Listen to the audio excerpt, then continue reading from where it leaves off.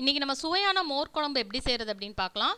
இது ரொம்ப குயிக்காக ப்ரிப்பேர் பண்ணக்கூடிய ஒரு குழம்பு. சாதத்தோடு வச்சு சாப்பிட்றதுக்கு ரொம்ப நல்லாயிருக்கும். இதை ப்ரிப்பேர் பண்ணுறதுக்கு உங்களுக்கு 5 நிமிஷம் தான் ஆகும். இது செய்கிறதுக்கு தேவையான பொருட்கள்: கொஞ்சம் கடுகு, கருவேப்பிலை, 3 சிகப்பு வத்தல்,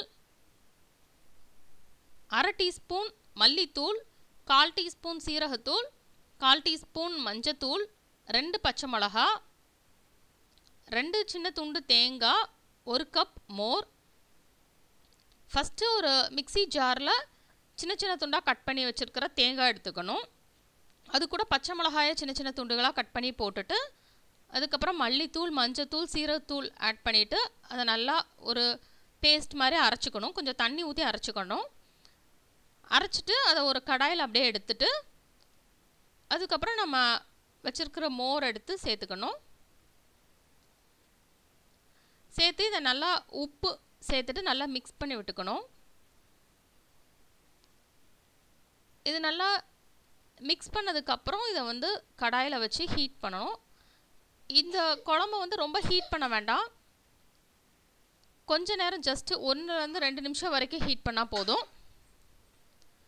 அதனால் நல்லா எல்லாமே மிக்ஸ் பண்ணி முடித்ததுக்கப்புறமே நம்ம ஸ்டவ்வில் வைக்கலாம். ஏன்னா ஸ்டவ்வில் வச்சுட்டு லேசாக கொதி வந்தோடனே இதை நம்ம ஆஃப் பண்ணிடணும். இப்போது ஸ்டவ்வில் வச்சு ஸ்டவ் ஆன் பண்ணியாச்சு. 1 to 2 நிமிஷம் வரைக்கும் கொதிக்க விட்டால் போதும். ஒரு மீடியம் ஃப்ளேமில் வச்சிங்கன்னா டக்குன்னு அதில் கொதி வந்துடும். கொதி வர ஆரம்பித்து இப்படி லேசாக கொதி வர ஆரம்பித்தோடனே நம்ம அதை ஆஃப் பண்ணிடலாம். ஆஃப் பண்ணிவிட்டு ஒரு தாளிக்கிற கரண்டியில் 1 டேபிள் ஸ்பூன் எண்ணெய் ஊற்றிக்கிடணும். தேங்காய் எண்ணெயில் செஞ்சிங்கன்னா இது நல்லாயிருக்கும். அதனால் இதில் தேங்காய் எண்ணெய் சேர்த்து எண்ணெய் சூடானதுக்கப்புறம் இதில் கடுகு சேர்த்துக்கலாம். கடுகு பொரிஞ்சதுக்கப்புறம் இதில் வத்தல் சேர்த்துக்கணும். நம்ம ஆல்ரெடி தேங்காய் கூட பச்சை மிளகாய் சேர்த்து அரைச்சிருக்கிறதுனால வத்தல் இதில் கொஞ்சம் உங்களுக்கு காரமாக வேணும்னா 3 சேர்த்துக்கோங்க. இல்லைனா 1 வத்தல் இல்லைனா 2 வத்தல் சேர்த்தா போதும். வத்தல் சேர்த்து அது நல்லா ஃப்ரை ஆனதுக்கப்புறம் அதில் கருவேப்பிலை சேர்த்து அதையும் ஃப்ரை பண்ணிக்கலாம். ஃப்ரை பண்ணிவிட்டு அதை அப்படியே குழம்புல கொட்டிடணும். இது நீங்கள் குயிக்காக ஏதாவது ப்ரிப்பேர் பண்ணணும், ஒரு 5 நிமிஷத்தில் ஒரு குழம்பு ப்ரிப்பேர் பண்ணோம் அப்படின்னு நினச்சிங்கன்னா இதை ப்ரிப்பேர் பண்ணிக்கலாம். வெரைட்டி ரைஸ் எவ்வளோ குயிக்காக நம்மளால் பண்ண முடியுதோ அது மாதிரி இதுவும் ஈஸியாக பண்ணிடலாம்.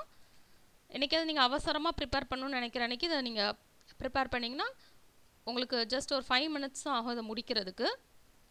இப்போ நம்ம கருவேப்பிலை சேர்த்தாச்சு. கருவேப்பிலை நல்லா ஃப்ரை ஆனதுக்கப்புறம் நம்ம இதில் ஸ்டவ்வை ஆஃப் பண்ணிவிட்டு நம்ம ஆல்ரெடி வச்சுருக்கிற குழம்புல கொட்டி நம்ம அதை மிக்ஸ் பண்ணி விட்டுட்டோன்னா சுவையான மோர் குழம்பு தயாராகும்.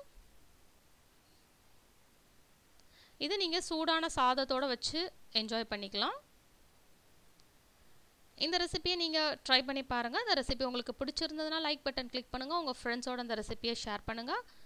மறக்காமல் இந்த சேனலுக்கு சப்ஸ்கிரைப் பண்ணுங்கள். உடனுக்குடன் நோட்டிஃபிகேஷன் வேணும் அப்படின்னா சப்ஸ்கிரைப் பக்கத்தில் இருக்கிற பெல் ஐக்கான் கிளிக் பண்ணுங்கள். இதை பார்த்ததுக்கு ரொம்ப நன்றி. தினந்தோறும் ஒரு நியூ வீடியோக்காக குயிக்காக சப்ஸ்கிரைபை கிளிக் பண்ணுங்கள்.